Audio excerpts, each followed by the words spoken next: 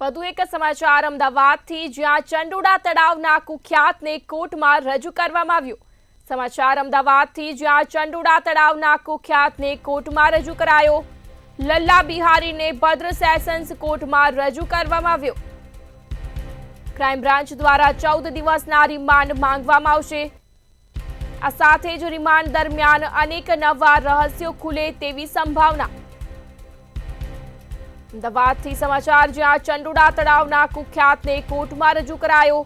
Lalla બિહારીને crime બ્રાન્ચે રાજસ્થાનથી ઝડપી પાડ્યો। લલ્લા બિહારીને ભદ્ર sessions કોર્ટમાં રજૂ કરાયો। આ સાથે જ ક્રાઇમ બ્રાન્ચ દ્વારા 14 દિવસના રિમાન્ડ માંગવામાં આવશે।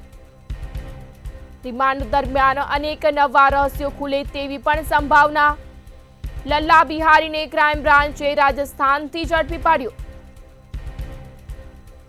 સમાચાર અમદાવાદથી, જ્યાં ચંડોળા તળાવના કુખ્યાતને કોર્ટમાં રજૂ કરવામાં આવ્યો। સંવાદદાતા સુમન ઠાકોર ફોન લાઈન પર જોડાયા છે। જી સુમન, અમદાવાદથી સમાચાર, જ્યાં ચંડોળા તળાવના કુખ્યાતને કોર્ટમાં રજૂ કરાયો, શું છે વધુ વિગત? જી ક્રીના, ચોક્કસપણે કહી શકાય કે અમદાવાદ ક્રાઇમ બ્રાન્ચે હમણાં 2 દિવસ પહેલા જ લલ્લા બિહારીની ધરપકડ રાજસ્થાનથી કરી હતી। કહી શકાય કે ચંડોળા તળાવના કુખ્યાત આ લલ્લા બિહારીને આજે કોર્ટમાં રજૂ છે તે કરાયો હતો।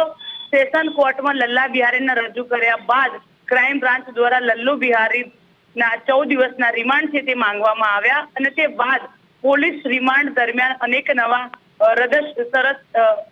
સદસ્યો ખુલી શકે તેવી સંભાવના પણ સામે આવી છે। કહી શકાય કે લલ્લુ બિહારીને અમદાવાદ ક્રાઇમ બ્રાન્ચે રાજસ્થાનથી ધરપકડ કરી હતી અને હાલ તો તેની તપાસ છે તે ચાલી રહી છે અને વધુ ખુલાસા થઈ શકે તેવી પણ શક્યતા સામે આવી છે। જી સુમન, વિગતો બદલ આભાર। અમદાવાદથી સમાચાર, જ્યાં ચંડોળા તળાવના કુખ્યાતને કોર્ટમાં રજૂ કરાયો। લલ્લા બિહારીને ભદ્ર સેશન્સ કોર્ટમાં રજૂ કરવામાં આવ્યું। ક્રાઇમ બ્રાન્ચ દ્વારા 14 દિવસના રિમાન્ડ પણ માંગવામાં આવશે। આ સાથે જ રિમાન્ડ દરમિયાન અનેક નવા રહસ્યો ખુલે તેવી પણ સંભાવના।